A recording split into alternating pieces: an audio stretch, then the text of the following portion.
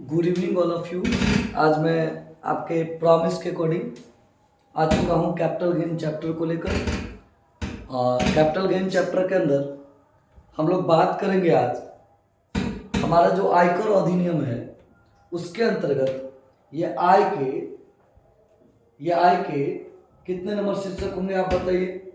हमने पहला शीर्षक कहा था सैलरी होगा, सेकंड शीर्षक हाउस प्रॉपर्टी होगा, थर्ड बिजनेस एंड प्रोफेशन है और फोर्थ नंबर जो है तो मेरा कैपिटल गेन शीर्षक है, पूंजी लाभ शीर्षक है।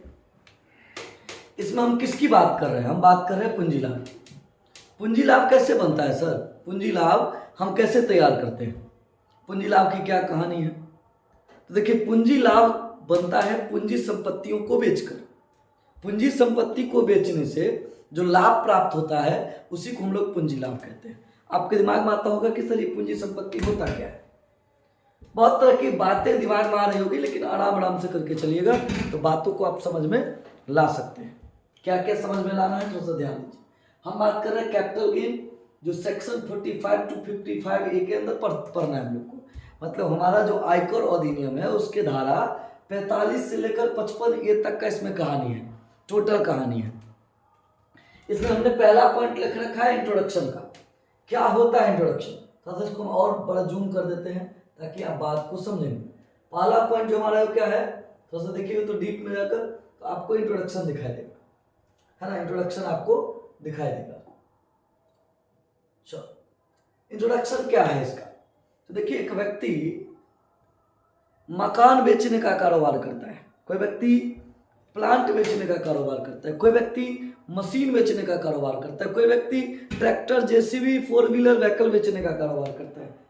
ये कारोबारी लोग जो है ना, इनके द्वारा जो कार्य किया जा रहा है वो बिजनेस है।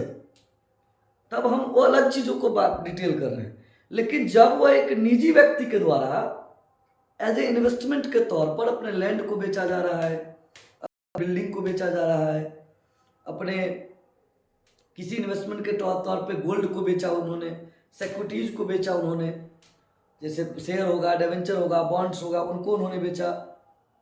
मतलब जो कारोबार नहीं करते हैं उन चीजों का, बल्कि पर्सनल एसेट्स है, उनका निजी संपत्तियां हैं और वह उसको बेचकर पूंजी लाभ कमाते हैं। इस लाभ को हम लोग इस हेड के अंतर्गत लाते हैं। मतलब मान के चलिए कोई राम नाम का व्यक्ति है, उसके पास 2 मकान है। कौन है? एक राम नाम का व्यक्ति है, उसके पास 2 मकान है। कितने मकान है? 2 मकान है। और उन्होंने क्या किया, एक मकान जो है कहाँ वाला? मधुबनी वाला। फॉर एग्जाम्पल मान लीजिए मकान तो हमको बनाना आता नहीं है, लेकिन हम मान लेते हैं मकान है, ठीक ना? अगर ये मधुबनी वाला इग्लू टाइप का मकान है, इसको इन्होंने क्या किया? बेच दिया, सोल्ड आउट कर दिया। क्या किया? सोल्ड आउट कर दिया, इसको इन्होंने बेच दिया। मान के चलिए मकान फॉर एग्जाम्पल 2021 में इन्होंने 12 लाख में लिया था। कितना लिया था? 12 लाख। 2022 में आकर इसको 14 लाख में बेच दिया। इसका मतलब, और ये इनका कारोबार जो है, ये राम नाम के व्यक्ति का कारोबार कहीं पर लैंड बिल्डिंग बेचने का नहीं है, फिर भी इन्होंने बेचा क्योंकि इनकी पर्सनल एसेट्स थी, इनको कोई जरूरत थी, इन्होंने बेचा। इसका जो 2 लाख रुपया है ना भैया, वो हो जाएगा आपका कैपिटल गेन। क्या हो जाएगा? कैपिटल गेन हो जाएगा। मतलब एक व्यापारी अगर किसी अस्थायी संपत्तियों का कारोबार करता है या कोई अल्पकालीन संपत्तियों का कारोबार करता है या कोई सिक्योरिटीज का कारोबार करता है, उस कारोबार से संबंधित खर्चे को हम लोग इसमें नहीं लाएंगे, कारोबार से संबंधित आमदनी को हम लोग इसमें नहीं लाएंगे। हम लोग लाएंगे किसको? जो उसके निजी संपत्तियां उसको, ठीक है? अर्थात पूंजी संपत्ति के हस्तांतरण से प्राप्त लाभ को इस हेड के अंतर्गत शामिल किया है। पूंजी संपत्ति के हस्तांतरण से प्राप्त लाभ को इसके अंतर्गत हम शामिल करते हैं। अब यहाँ पर बात आता है कि पूंजी शब्द का अर्थ क्या है? कहते हैं इसके अंतर्गत करदाता की प्रत्येक प्रकार की संपत्ति अस्थाई, अस्थाई, भौतिक, अभौतिक, दृश्य, अदृश्य को सम्मिलित किया जाता है। पूंजी संपत्ति करदाता के व्यापार एवं पैसे से संबंधित हो भी सकती है और नहीं भी। करदाता का भवन, मशीन, फर्नीचर, आभूषण, व्यापार की ट्रेडमार्क, व्यापार की कॉपीराइट, इन सभी चीजों को अगर आप देखते हैं लेकिन ध्यान रखिएगा उसका कारोबार का संपत्ति नहीं होना चाहिए। एक फर्नीचर कारोबारी के द्वारा फर्नीचर को बेचना कैपिटल गेन के अंदर नहीं आएगा, उसका प्रॉफिट वो आएगा बिजनेस के हेड के अंदर। लेकिन एक व्यक्ति का जिसका कारोबार फर्नीचर बेचना नहीं है, फिर भी उन्होंने फर्नीचर में इन्वेस्ट करके कुछ प्रॉफिट कमाया है, that is a capital assets. Capital assets का मतलब ये हो गया कि जब आपकी उसकी कारोबार नहीं है, बात को आप समझ गए होंगे शायद, मैं बार बार रिपीट कर रहा हूँ चीजों को। जो व्यवसाय जिसका कर रहा है, मान के चलो एक मोहन नाम का व्यक्ति है, उसका जेसीबी का कारोबार है, जेसीबी उसके लिए गुड्स है, जेसीबी क्या है उसके लिए गुड्स है। लेकिन वही जेसीबी अगर मैं खरीद के ले आता हूँ व्यक्तिगत जिंदगी के लिए, अपने निजी कार्यों के लिए, कैपिटल एसेट्स। अगर मैं उसको सोल्ड करके कुछ प्रॉफिट अर्न कर रहा हूँ, दैट इज कैपिटल गेन। आप बातों को समझ पा रहे हैं, वैसा मैं सोच लेता हूं।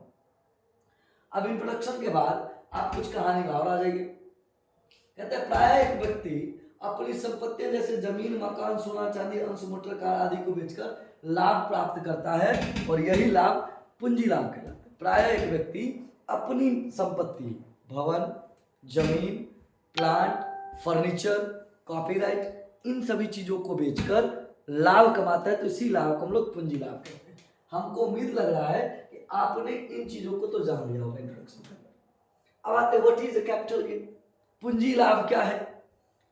तो पूंजी संपत्ति के हस्तांतरण से, पूंजी संपत्ति के हस्तांतरण से प्राप्त लाभ को पूंजी लाभ कहते हैं।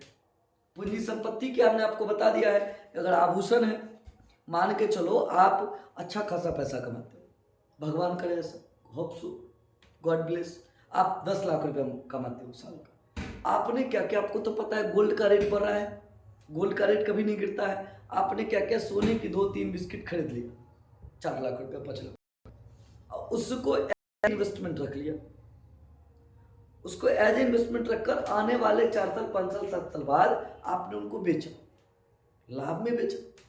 इससे जो प्राप्त लाभ है उसी को हम लोग क्या कहते हैं, पूंजी लाभ कहते हैं। फॉर एग्जाम्पल आपने एक लैंड पीस ले लिया 2012 में 5 लाख का, इसको 2021 में आपने बेच दिया, मान के चलते हैं 20 लाख, 9 साल बाद। क्या सर इसके बीच का जो अंतर 16 लाख रुपया है, ये हमारी कैपिटल गेन हो गई? ऐसी मूर्खता वाली बात नहीं करिएगा आप कभी, ये कभी नहीं हो सकता है प्यारे। ये 16 लाख रुपया कभी भी कैपिटल गेन हो ही नहीं सकता है, इसको हम लोग को निकालना पड़ेगा ना, यानी कि परचेज कंसिडरेशन पहले निकालना पड़ेगा, इंडेक्स कॉस्ट ऑफ एक्विजिशन पहले समझना होगा, मनी इन्फ्लेशन रेट समझना होगा। इस पर धीरे धीरे आप टोटली ये समझ लो कि अगर कोई कैपिटल एसेट्स को ट्रांसफर करने से, सोल्ड आउट करने से हमने लाभ कमा लिया, तो इसका मतलब वो क्या कहलाएगा, पूंजी लाभ कहलाएगा। ठीक है, चलिए आगे बढ़ते हैं। अगला आ जाइए, main elements of capital gain के बारे में पढ़ते हैं। क्या क्या मेन एलिमेंट्स है कैपिटल गेन का, तो टेंशन नहीं लेना है बाबू। अच्छा एक चीज में छोड़ दी हमने, किसमें, कैपिटल गेन का हो गया। ठीक है, main elements of capital gain में आते हैं। चलो नेक्स्ट पेज पे हमारे जो मेन एलिमेंट्स है कैपिटल गेन का, उस पर चलते हैं। हमारा main elements of capital gain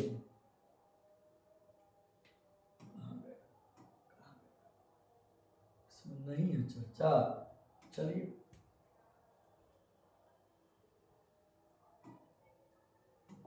अब यहां पर पहले ध्यान दे दीजिएगा, मेन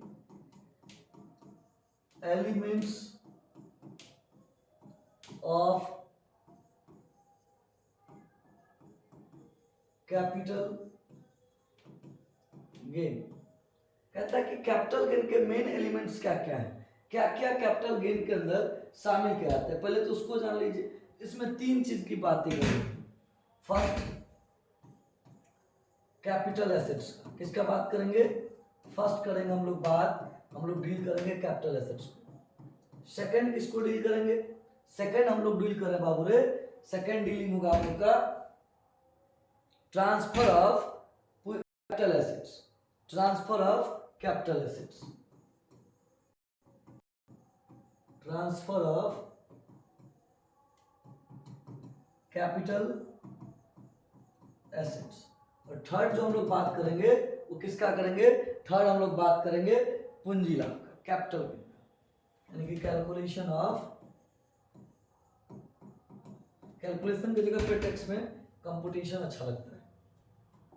थर्ड जो बात करेंगे हम लोग बात करेंगे कंप्यूटेशन ऑफ कैपिटल। हम लोग के जिस चैप्टर के अंदर तीन मेन कंपोनेंट्स या एलिमेंट्स है कैपिटल गेन के लिए। First is capital assets, second is transfer of capital assets and third is computation of capital gain. कहता है कि आपको पहला एलिमेंट का जानना बहुत जरूरी है, कैपिटल एसेट्स। कैपिटल एसेट्स का मतलब हमने आपको जस्ट अभी हिंट किया था कि अगर कोई व्यक्ति अपने निजी संपत्ति, अपने व्यक्तिगत संपत्ति के बारे में बात कर रहा है तो कैपिटल एसेट्स कहलाता है। अब कैपिटल एसेट्स में अगर हम बात करेंगे तो कैपिटल एसेट्स का दो प्रकार है, लॉन्ग टर्म कैपिटल एसेट्स और शॉर्ट टर्म कैपिटल एसेट्स। थोड़ा सा ध्यान दीजिएगा इस पर।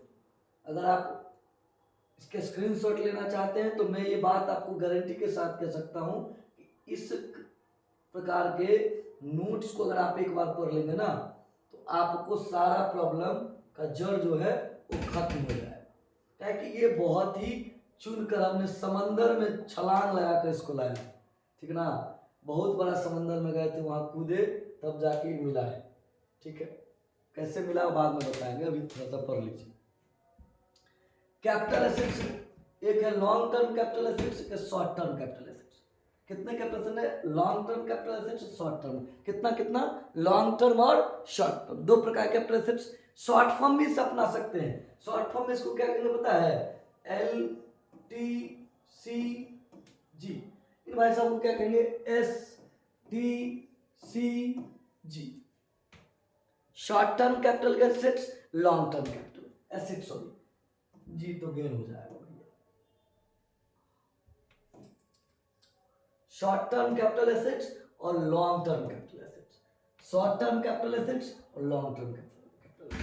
अब थोड़ा सा बात आपको कंसेप्ट में थोड़ा सा मतभेद आएगा क्योंकि आप 12 महीने वाला सिचुएशन को पढ़े, ध्यान से पढ़िएगा। इसको थोड़ा सा मैं जूम भी कर देता हूं ताकि बातों को आप समझ पाएंगे।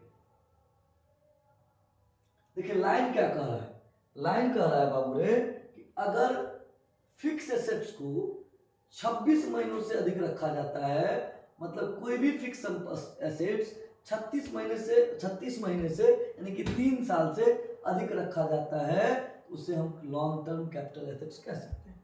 अगर कोई भी संपत्ति है उसको कितना महीने से अधिक, 36 महीने से अधिक यानी कि 3 साल से अधिक अगर रखते हैं तो लॉन्ग टर्म कैपिटल एसेट्स के अंदर आता है। जैसे यहाँ पर आप देख रहे होंगे, मैं बात कर रहा हूँ किसका, मैं बात यहाँ पे कर रहा हूँ, आप देखिएगा जरा सा, मैं बात कर रहा हूँ आपका बिल्डिंग का। अगर आपने बिल्डिंग को अपने यहाँ पर 3 साल से अधिक अर्थात 36 महीने से अधिक रखा है तो ये लॉन्ग टर्म कैपिटल एसेट्स कहलाएगा। अगर मशीनरी को आपने 36 महीने से रखा है तो भी लॉन्ग टर्म एसेट्स कहलाएगा। अगर फर्नीचर को आपने 12 महीने से अधिक रखा है तो लॉन्ग टर्म एसेट्स कहलाएगा। प्लांट को आपने 12 महीने से अधिक रखा है तो लॉन्ग टर्म एसेट्स कहलाएगा। गोल्ड को आपने 12 महीने से अधिक रखा है तो लॉन्ग टर्म एसेट्स कहलाएगा। सिल्वर को आपने 36 महीने से अधिक रखा है तो लॉन्ग टर्म एसेट्स कहलाएगा। गुडविल को आपने 36 महीने से अधिक रखा है, any types of assets excluding financial assets, सभी संपत्ति 36 महीने से अधिक रखे होंगे, सिर्फ किसको छोड़कर, फिनेंशियल एसेट्स को छोड़कर। अब कहिएगा सर अच्छा वाला लॉन्ग टर्म कैपिटल एसेट्स समझा रहे थे, ये फिर नया बात कहाँ से घुसेड़ दी इसमें, फिनेंशियल एसेट्स। तो टेंशन नहीं लेना है, मैं सचिन सर हूँ, सारा क्लियर करूंगा, बातों के अंदर जाके बातों को निकालूंगा और तब उसको सिरिंज डाल के कहूंगा कि बुआ कहाँ थे, मलेरिया का दवा यहाँ मिले, है ना, सारे चीज निकल गए। ध्यान दीजिएगा, अगर मैंने 36 महीनों से संपत्ति को अधिक रखा है तो लॉन्ग टर्म कैपिटल एसेट्स कहलाएगा। इसको हम लोग कहते हैं फिक्स एसेट्स। इसको क्या कहते हैं, फिक्स एसेट्स कहते हैं। कहीं आपने बात किया था फिनेंशियल एसेट्स, किसका बात किया था मैंने, फिनेंशियल एसेट्स का, तो ध्यान दीजिएगा फिनेंशियल एसेट्स का बात किया था। क्या होता है फिनेंशियल एसेट्स सर, देखिए जूम करके मैंने रख दिया। अगर कोई फिनेंशियल एसेट्स को 12 महीने से अधिक कोई भी फाइनेंशियल एसेट्स को भूल जाइए, उसको बाद में देखेंगे कौन होता है फाइनेंशियल एसेट्स। अगर कोई भी फाइनेंशियल एसेट्स को हमने 12 महीने से अधिक रखा ना, that is a long term capital assets, that is LTCA। जैसे शेयर का नाम सुने होंगे, जब से कॉमर्स की दुनिया में आए हो तब से शेयर का नाम सुन रहे हो। Share is a financial assets, debenture is a financial assets, bonds is a financial assets, zero coupon bonds is a financial, any types of securities is called financial assets. अगर फाइनेंशियल एसेट्स को 12 महीनों से अधिक रखा ना तो long term capital assets. दो तरह का एसेट्स का बात की, एक फिक्स एसेट्स था जिसको 36 महीना से आपने अधिक रखा तो लॉन्ग टर्म कैपिटल एसेट्स, और अगर फाइनेंशियल एसेट्स को आपने 36 महीना से 12 महीना से अधिक रखा तो लॉन्ग टर्म कैपिटल एसेट्स। अब इधर क्या है, सेम ही चीज है ना, इधर आ जाओ, चलो भाई साहब अंदर चलो, आप नीचे आ जाओ, चलो। हमने क्या कहा कि अगर किसी अस्थायी संपत्ति को आपने 36 महीना से अधिक रखा है, कितना से अधिक रखा है, 36 महीना से आपने अधिक रखा है, कितना से अधिक रखा है, 36 महीना से आपने अधिक रखा है, तो क्या कहलाएगा, वो कहलाएगा लॉन्ग टर्म कैपिटल एसेट्स।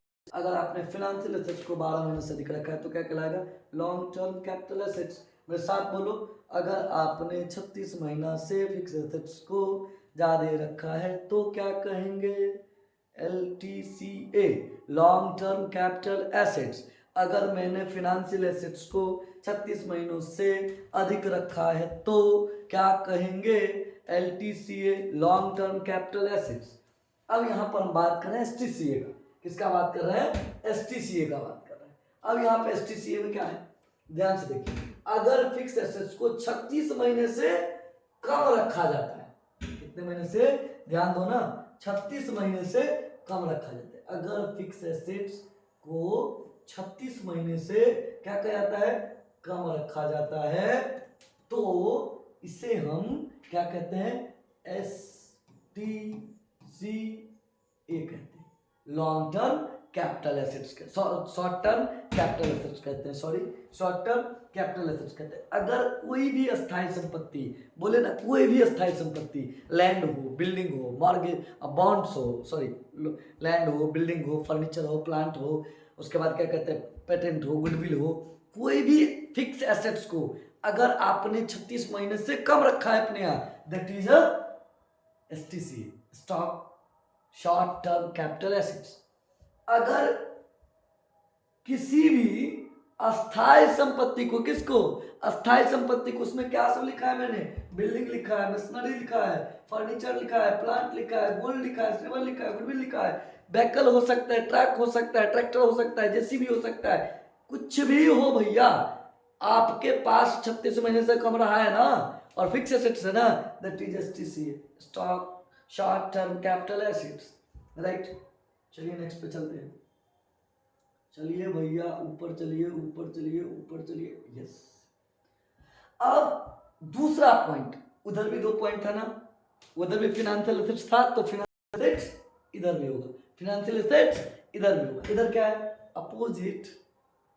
अगर अगर कोई फाइनेंशियल एसेट को 12 महीने से कम रखा जाता है तो STCA। अगर आपने फाइनेंशियल एसेट्स 12 महीने से कम रखा तो शॉर्ट टर्म कैपिटल एसेट्स। कौन कौन फाइनेंशियल एसेट्स है सर, शेयर भी बताए थे, debenture, bonds, zero coupon bonds, any types of securities, that is called STCA, short term capital assets. Any types of securities is called financial assets. Understood what I say? Thank you. हम यहाँ पर ध्यान दीजिए, note क्या मैंने लिखा है, note लिया, अगर फिक्स एसेट्स में से किसी भी संपत्ति का WDV दिया रहे, सर ये WDV आ गया नहीं पता है, चलिए कोई बात हम बताते हैं। WDV का मतलब होता है वर्क डाउन वैल्यू। आपने प्लांट लिया भाई साहब 2018 में 5 लाख का, इस पर प्रति साल 10% हरास काटना, तो ये प्लांट 2019 में कितना का हो जाएगा, कहेगा सर 4.5 लाख का। फिर 10% डायमेंशनिंग मेथड से डेप्रिसिएशन काट के वैल्यू आउट करो, तो 2020 में इसका कितना हो जाएगा, 4.5 लाख का 45,000 घटा दीजिए, 4,05,000। मतलब हमारी जो बैलेंस शीट शो कर रही होगी वो कितना शो कर रही होगी, 4,05,000। That is WDV। डिप्रिसिएशन काटने के बाद जो हमने बैलेंस शीट में वैल्यू को दिखाया है, काटने के बाद हमने एसेट्स का वैल्यू पुट किया है, is WDV, work down value. अगर वर्क डाउन वैल्यू किसी भी संपत्ति का दिया हो, चाहे वो 36 साल ही पुराना क्यों ना हो, 36 महीना तो छोड़िए, 36 साल ही क्यों ना पुराना हो, उसको हम शॉर्ट टर्म कैपिटल गेन मानेंगे, क्योंकि WDV दिया जाने पर हम उसको हमेशा अल्पकालीन पूंजी संपत्ति मानते हैं। हर हर महादेव। चलो नेक्स्ट। चलिए अब हमारा बात होगा ट्रांसफर ऑफ कैपिटल एसेट्स का। हम लग रहा है आप मेरी बातों को समझ पा रहे होंगे, और नहीं समझ पा रहे होंगे तो क्या कर सकते हैं, समझाने की तो लाख लाख कोशिश कर रहे हैं। और दूसरी बात है कि आप लोग ऐसे आलसी हैं, रिव्यू तो दे रहे हैं, कमेंट भी करिए, तो फिर बातों को आगे भी होगा, हमको मोटिवेशन देगा कि कोई देखने वाला है, कोई समझने वाला है, कोई सुन रहा है। पॉइंट पे किसी पॉइंट पे बीच में से उठा के कमेंट करिएगा, ताकि हम थोड़ा सा इंकरेज होंगे, वीडियो बनाएंगे। कमाई तो हो नहीं रहा है, तो कॉमर्स वाला मास्टर हूँ, without earning, without monetary concept, हम तो रिकॉर्ड भी नहीं करते हैं कोई चीज को, समझ ही पा रहे हैं, फ्री में डोनेशन चल रहा है। चलो आगे बढ़। क्या कहता है ट्रांसफर ऑफ कैपिटल एसेट्स के बारे में, कहता है पूंजी संपत्ति के हस्तांतरण पर लाभ की उत्पत्ति होती है। अतः हस्तांतरण शब्द का अर्थ जानना आवश्यक है। हस्तांतरण का अर्थ होता है किसी संपत्ति को दूसरे व्यक्ति को बेच देना या उसे संबंधित समस्त अधिकारों को क्रेता को सौंप देना। कहते हैं भैया पहले तो इसका अर्थ जान ले तू, ट्रांसफर होता क्या है। कहता है ट्रांसफर का मतलब सीधा है, इसका मतलब ट्रांसफर का मतलब सीधा है दो बातें। क्या सब बातें हैं, पहला, या तो आपने एसेट्स को सोल्ड कर दिया, क्या कर दिया भैया, एसेट्स को आपने सोल्ड कर दिया, या इसके प्रति जो ऑनरशिप था, क्या था, आपने ऑनरशिप को ट्रांसफर कर दिया। ठीक है, ट्रांसफर का मतलब या तो आप एसेट्स को सोल्ड कर दिए, या क्या किया, ऑनरशिप को ट्रांसफर कर दिया। इसके संबंधित, एसेट्स के संबंधित, ये भी हटा के लिख सकते, इस एसेट्स के संबंधित, अगर एसेट्स के संबंधित किसी भी राइट्स को आपने क्या किया भैया, rights of any types of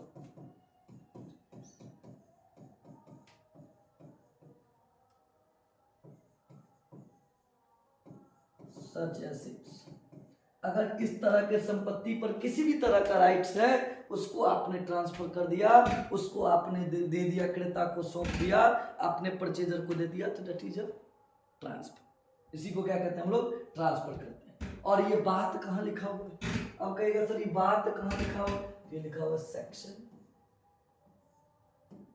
section कितना, ये बात लिखा हुआ सेक्शन 247 के अंदर ट्रांसफर ऑफ एसेट्स के बारे में हम लोग बात करते हैं, ट्रांसफर ऑफ कैपिटल एसेट्स के बारे में बात करते हैं। चलिए अब आगे आते हैं, इसके संबंध में कुछ विचारें हैं, उस विचारों को पढ़ लेते हैं, है ना, ताकि और आसानी से बातों को आप समझ सकें।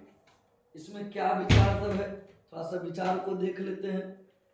थोड़ा सा आराम से आप लोग खाली सुनिएगा, भागने की कोशिश ना करिएगा, अन्यथा आपको नुकसान होगी, सर को नुकसान नहीं होगा। स्किप नहीं करिए, प्रेम से पहले देख लीजिए, समझ लीजिए। मैं प्रॉमिस करता हूं कि अगर आप पूरा वीडियो देखेंगे, आपकी कैपिटल गेन की प्रॉब्लम को छू मंतर कर दूंगा। लेकिन आप पूरा देखेंगे तब ना, आप पूरा नहीं देखेंगे तो हम कहाँ से छू मंतर कर देंगे प्यारे। अब आते हैं, थोड़ा सा बातों को समझाते हैं, ठीक है। अब यहाँ पर कुछ कुछ बातें हैं, उसको लेकर मैं चर्चा करता हूँ। सबसे पहला पॉइंट कैपिटल के बारे में कहता है कि ऐसी कौन सी संपत्ति है जो इसके अंतर्गत नहीं शामिल किए जाएंगे, कौन सी संपत्ति के अंतर्गत शामिल नहीं किए जाते हैं। तो पहला है बिजनेस गुड्स, अगर कोई व्यावहारिक वस्तु है उसको इसमें शामिल नहीं किया जाएगा। दूसरा किसी भी तरह का करंट एसेट्स अगर दिया है, क्या दिया है, करंट एसेट्स दिया है, जिसका current assets of personal use, अगर व्यक्तिगत संपत्ति, व्यक्तिगत प्रयोग के लिए कोई चल संपत्ति आपने उपयोग कर रखा है, उसको भी इसमें नहीं लाया जाएगा। फिर उसके बाद किसी भी तरह का एग्रीकल्चर लैंड है, कौन सा लैंड है, एग्रीकल्चर लैंड है, उसको भी इसमें नहीं लिया जाएगा। फिर आगे चलते हैं, अगर आपके पास गोल्ड बॉन्ड है, क्या है, गोल्ड बॉन्ड्स है, इसको भी शामिल नहीं किया जाएगा। उसके बाद फिर आ जाइए, अगर आपके पास किसी तरह का गोल्ड डिपॉजिट बॉन्ड्स है, गोल्ड डिपॉजिट बॉन्ड्स है, वो अगर दिया है उसको भी नहीं लिया जाएगा। अगर कोई स्पेशल वेरियर ब्राउन है बॉन्ड्स है, उसको भी शामिल नहीं किया जाएगा।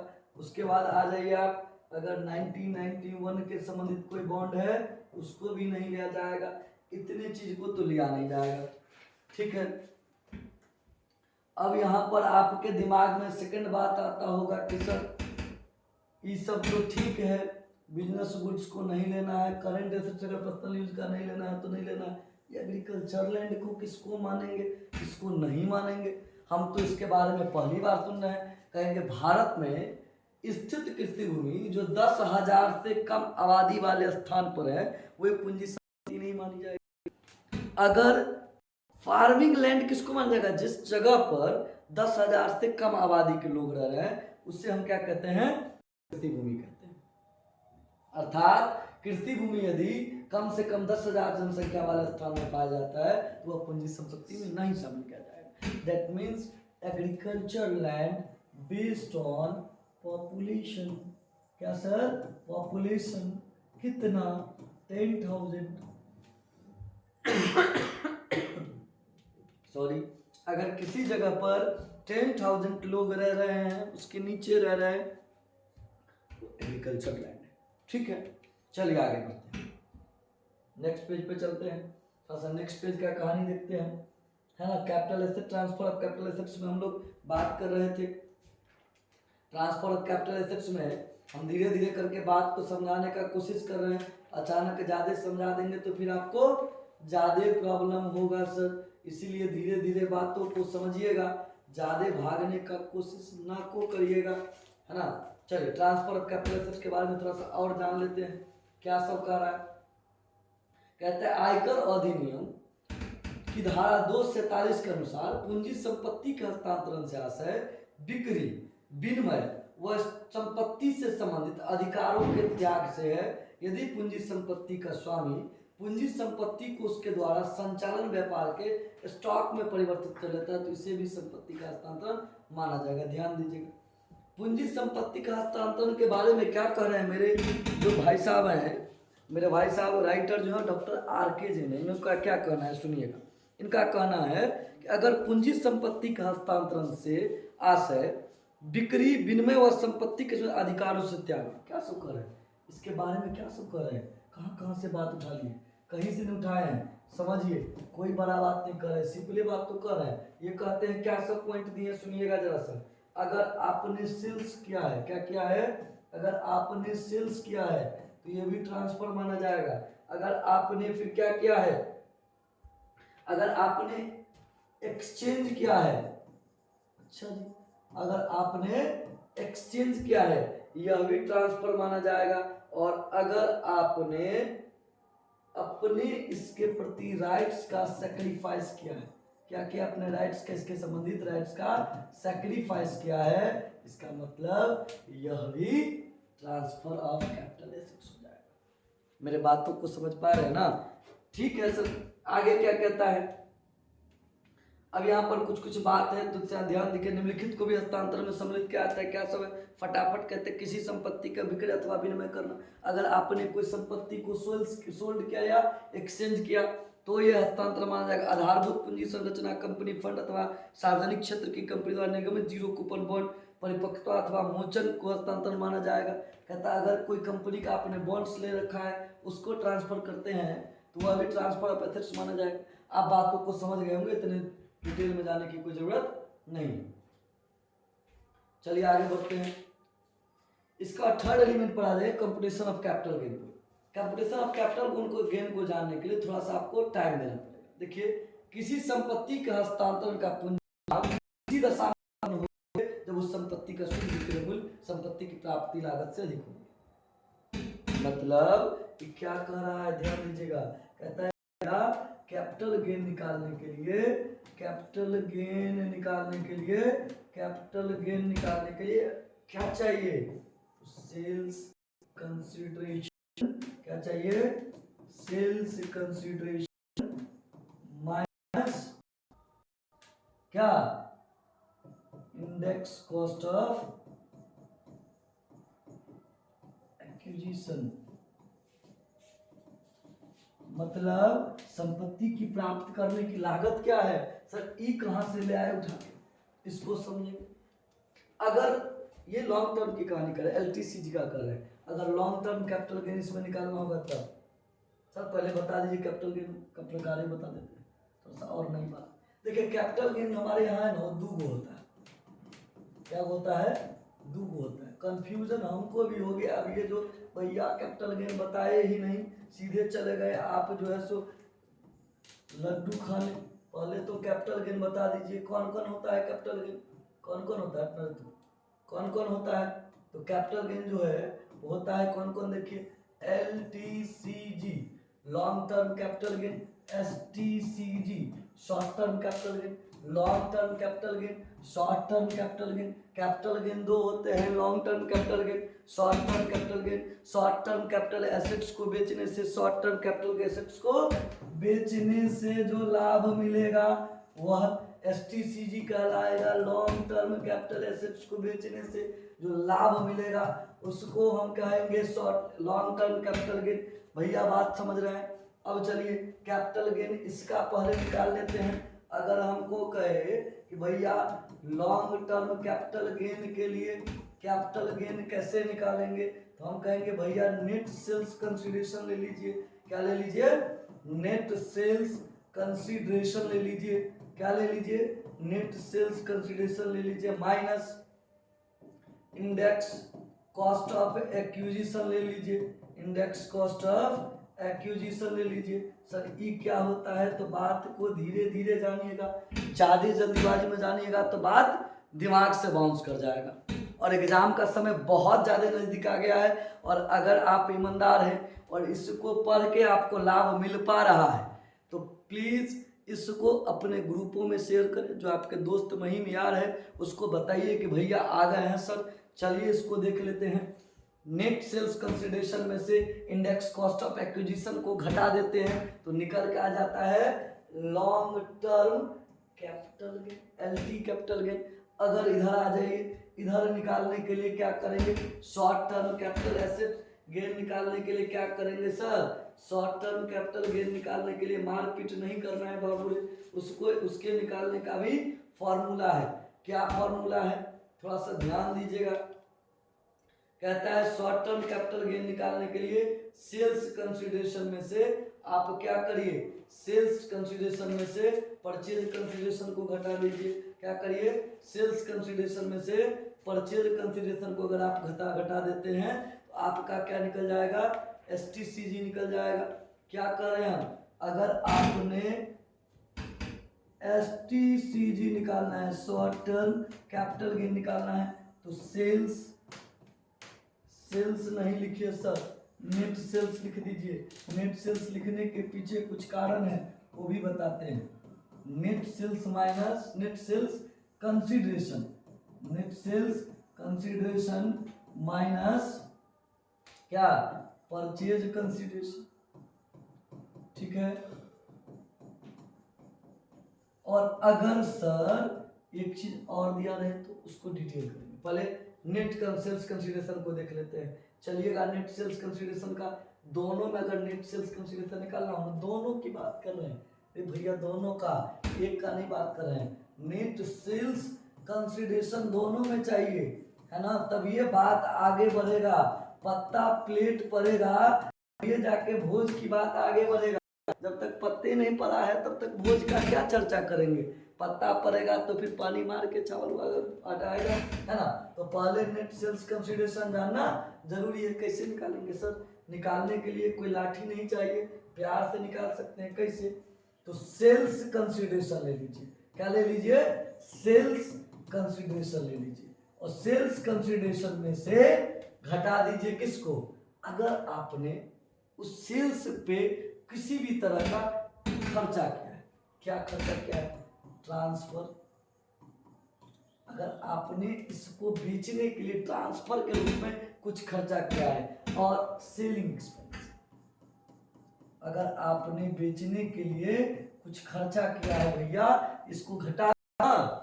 अगर बुक में किसी भी तरह का खर्चा दिया है तो उसका चर्चा करने में क्या हमारा? चर्चा कर दो ना। अगर कोई भी खर्च दिया है तो उसको घटा दो, घटाने से नेट सेल्स कंसिडरेशन आ जाएगा। कभी कभी एक और बदमाशी करते हैं भैया। क्या करता है यहाँ पर? यहीं पर क्या कहता है कि भैया ऐसा है ना, तुम बहुत तेज बन रहे हो, तुम क्या करो, परचेज कंसिडरेशन तो है ही, हमने बीच में इसकी इंप्रूवमेंट भी कराने का खर्चा किए थे, इसको तो तुम छोड़ दिया, तो ठीक है, कॉस्ट ऑफ इंप्रूवमेंट ले लो।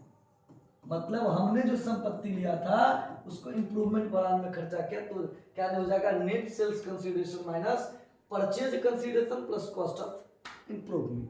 और अगर यहां भी सेम पॉलिसी अपना ले तो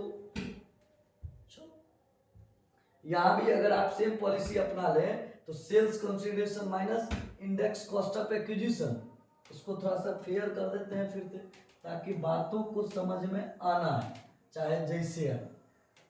ठीक है, चलो हमने मिटा दिया इसको, रिलीज कर दिया।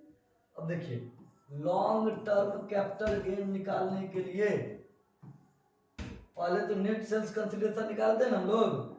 कैसे निकालते हैं पता है? कैसे निकालते हैं? नेट सेल्स कंसिडरेशन निकालने के लिए सेल्स कंसिडरेशन में जो भी एक्सपेंसेस हुए हैं वो घटा देते हैं, तो नेट सेल्स कंसिडरेशन निकल जाता है माइनस। अब यहाँ पे ब्रैकेट दे दो, इंडेक्स कॉस्ट ऑफ एक्विजिशन, क्या निकाल लो? Index cost of acquisition. और अगर आपने इंप्रूवमेंट पर भी खर्चा किया तो plus index cost of improvement, index cost of improvement. ये दोनों को जोड़कर घटा दो, घटाने के बाद जो निकल के आएगा LTCG आएगा, आ जाएगा। हमें आप मेरे को समझ पा रहे हैं, प्लीज कमेंट कर दीजिएगा ताकि हमको एनर्जी मिल जाएगा और बातों को मैं और बेहतर तरीके से समझा पाऊंगा, थोड़ा सा और कॉन्फिडेंस ले पाऊंगा, है ना। तो थोड़ा सा आप देखिएगा, मैं इसका तुरंत आपको जो है सो आगे का बात बता ठीक है, थोड़ा सा ध्यान दीजिएगा। अब आगे का बात ही कहाँ से आ गया, तो जाओ भाई। अब फिर से पीछे वाले पेज पे चलते हैं। कहाँ थे हम लोग? हम लोग थे भाई किस पे? हम लोग आ गए थे आपके थर्ड एलिमेंट पर। चलो, हाँ, इंडेक्स कॉस्ट का चर्चा करना है। किसका चर्चा करना है? मेन एलिमेंट हो गया ना, 3 एलिमेंट था, तीनों बता दिए, चौथा पॉइंट पा गए इंडेक्स कॉस्ट पर। फिर से डिटेल करते हैं क्या क्या हमने बताया है। तुम लोग हल्ला मत करो, देखो ध्यान से। हमने पहला इंट्रोडक्शन लिया capital gain, second what is a capital gain बताया, थर्ड मेन एलिमेंट्स या कंपोनेंट्स ऑफ कैपिटल गेन बताया, और अब चौथे नंबर पॉइंट आ गए हैं इंडेक्स कॉस्ट। सर कैसे निकालें? बाबू ने इंडेक्स कॉस्ट निकालने के लिए कुछ बातें दी होती है, कैसे निकालें? सबसे पहले इंडेक्स कॉस्ट ऑफ एक्विजिशन क्यों निकालते हैं? क्या है इंडेक्स कॉस्ट ऑफ एक्विजिशन? है क्या? कुछ नहीं है, कोई बड़ा बात नहीं है। बातों को समझ गए तो ठीक है, और नहीं समझे तो हम क्या कर सकते हैं, हम तो समझाने वाले हैं, हम कोशिश करेंगे कि आप समझ जाएं। सबसे पहले देखिए क्या होगा ना कि मेरे दादाजी बड़े अच्छे लोग थे, सही में थे, ऐसा नहीं है। 1999 में से पहले ही उन्होंने एक लैंड का टुकड़ा खरीद लिया था 2 लाख। 1999 से पहले 2004 में भैया इसका वैल्यू जो है सो 5 लाख रुपए। कब है? 2004। और इन भाई साहब को हमने 21-22 में 60 लाख में बेच दिया। कितना में बेच दिया? 60 लाख में बेच दिया। अरे बाप रे, 2004 में जिसकी वैल्यू 5 लाख उसको 60 लाख में सर बेच दिए। हम बेच दिए, हम बदमाश आदमी हैं, बेच लेते हैं ऐसे। नहीं भैया, इसमें कुछ लॉजिक है। 2004 में जो 5 लाख का वैल्यू था, क्या वही वैल्यू अभी 5 लाख का है? नहीं ना। अगर आपने 2021 में 20,000 घर में रखा था, उसका वैल्यू आज के बराबर है ना। तो सर जब बात समझिए, हमारे यहाँ 2020-21 में शायद 7 का मिल रहा था, अभी कितने रुपये मिल रहा है? 9-10 का मिल रहा है। हमारे यहाँ चले जाए 2010-11 में तो कितने रुपये चीनी मिल रही थी? 44 का मिल रहा है, लगभग 2 गुना है। बात को समझ रहे हैं ना हम क्या कहना चाहते हैं? वैल्यू रुपया का गिरता है। जैसे एसेट्स में डेप्रिसिएशन लगता है प्यारे, वैसे रुपया में भी डेप्रिसिएशन लगता है, लेकिन उसको डेप्रिसिएशन नहीं कहते, उसको कहते हैं मनी इन्फ्लेशन। क्या कहते हैं उसको? मनी इन्फ्लेशन कहते हैं। या फिर कॉस्ट इन्फ्लेशन इंडेक्स के अंदर ये सब बातें आती है। किसके अंदर आती है? कॉस्ट इन्फ्लेशन इंडेक्स के अंदर ये बातें आती है उठकर। किसके अंदर आती है? कॉस्ट इन्फ्लेशन इंडेक्स के अंदर बात आती है। हमने आपको एग्जांपल दिया कि मेरे दादाजी 2093 से पहले कोई संपत्ति 2 लाख में लिए थे, उसका 2004 में 5 लाख है, उसको मैंने 60 लाख रुपया में सोल्ड कर दिया है। क्या सर इसकी कमाई कितनी होगी? सर अभी आपने कहा कि रुपया का वैल्यू तो बढ़ता ही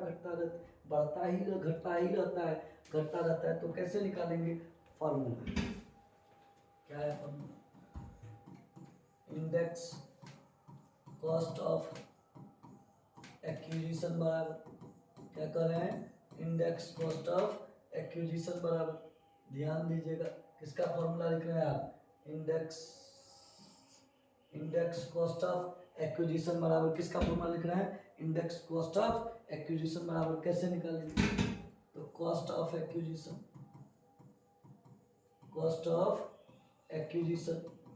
एक्विजिशन का मतलब समझ रहे हैं ना? एसेट्स के बारे में बार बार हम एक्विजिशन कर रहे हैं। कॉस्ट ऑफ एक्विजिशन मल्टीपल किसका रेट लेंगे?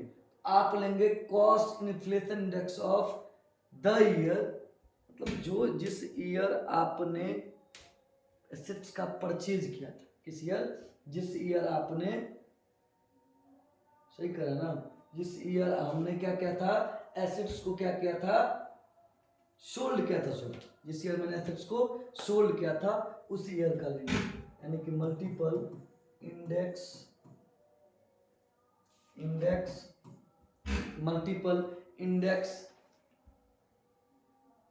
वैल्यू ऑफ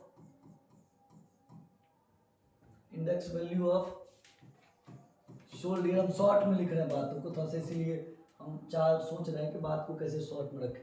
मतलब इंडेक्स कॉस्ट ऑफ इन्फ्लेशन लिख देते हैं, थोड़ा सा और क्लियर हो जाएगा बात, ठीक है ना? थोड़ा सा और क्लियर करने की कोशिश करते हैं, क्योंकि फॉर्मूला जो है ना बुक में बहुत लंबा चौड़ा दे दिया है, उतना लंबा चौड़ा लिखने की जरूरत नहीं है।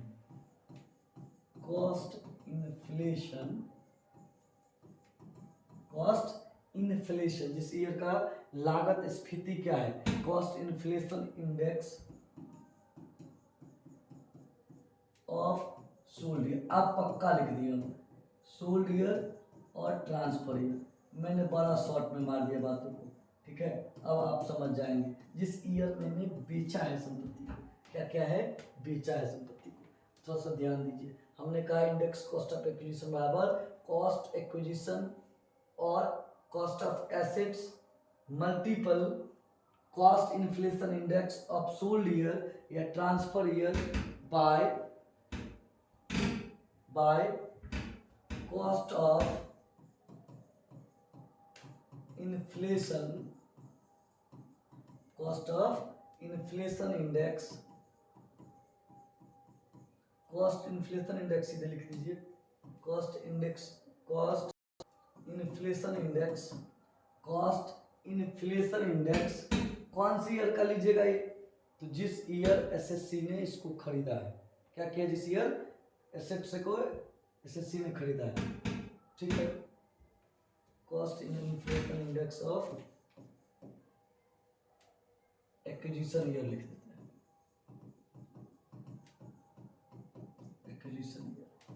इस ईयर आपने खरीदा या वैल्यू जिसका लिया है, ठीक है। थोड़ा सा इसको ध्यान से देखिएगा, है ना। इसके बाद थोड़ा सा हिंदी में भी बातों को समझाने का कोशिश करते हैं। हिंदी में कैसे लिखेंगे इसको, तो हिंदी में भी लिखने के फॉर्मूला है। क्या है फॉर्मूला, इसको हम बताते हैं। इसका हो जाएगा, हिंदी में अगर लिखे तो संपत्ति की लागत मूल्य,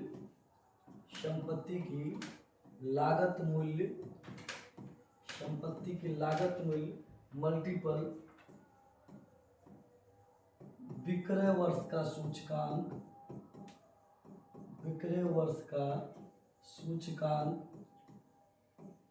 बट्टा क्रय या निर्माण वर्ष का सूचकांक। अगर आप फेयर वैल्यू पर ले रहे हैं तो यहाँ पर उचित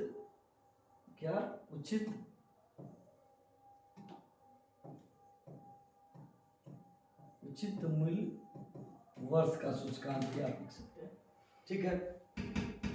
मतलब हम यहाँ पर एक एग्जाम्पल लिए थे, अगर आपको याद हो तो, जो मेरे दादाजी 5 लाख रुपया में जो संपत्ति 2 लाख में लिया था, उसका 2004 में वैल्यू कितना है, 5 लाख है।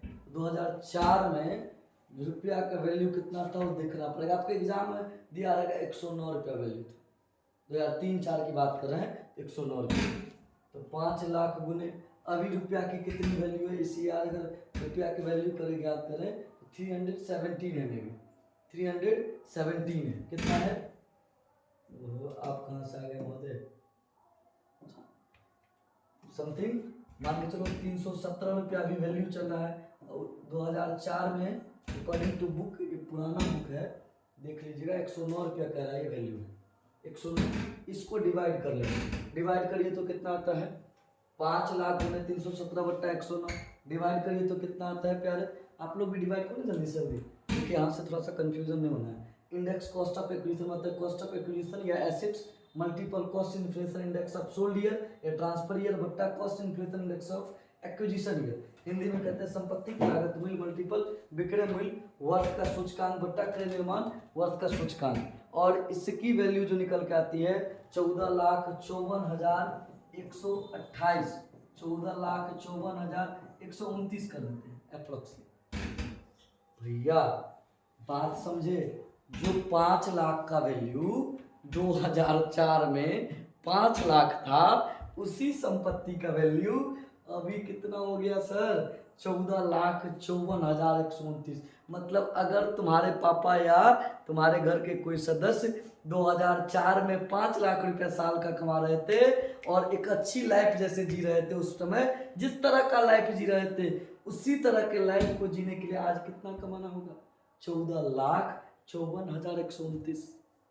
महंगाई समझ रहे हैं कहाँ बढ़ रहा है, महंगाई यहाँ बढ़ रहा है 3 गुना, 4 से 23 चल रहा है। 19 साल में मेरा समथिंग 3 टाइम्स महंगाई बढ़ा है भैया। अब चलो इसको कितना में बेच रहे थे तुम, सर इसको तो मैं 20 लाख में बेच रहा था, तो 20 लाख माइनस 14,54,129 घटा दीजिए तो कितना आता है, 20 लाख माइनस 14,54,129 को घटा देते हैं तो कितना बचता है, घटाकर जो आता है वो आता है प्यारे 5,45,871 रुपये, 5,45,871 रुपये। That is short long term capital gain. इसी को क्या कहेंगे, लॉन्ग टर्म कैपिटल गेन कहेंगे। बात को समझे कि नहीं, 5 लाख रुपया में तुम्हारे दादाजी ने, हमारे दादाजी मान लेते हैं 2093 के समय में 2 लाख में खरीदे थे, लेकिन 2004 में संपत्ति की वैल्यू 5 लाख थी, उसी संपत्ति की वैल्यू अभी 14,54,129 रुपया है। प्रॉफिट हमने कमाया, हमको लग रहा है समझ रहे हैं। अब कॉस्ट ऑफ इंप्रूवमेंट का देख लीजिए, इंडेक्स कॉस्ट ऑफ इंप्रूवमेंट का क्या फॉर्मूला हो, देखते हैं इसका। इंडेक्स कॉस्ट ऑफ इंप्रूवमेंट, अब फिर वही बात, क्या निकलेगा? Cost of improvement, cost of improvement multiple cost index inflation, cost inflation index, cost inflation index of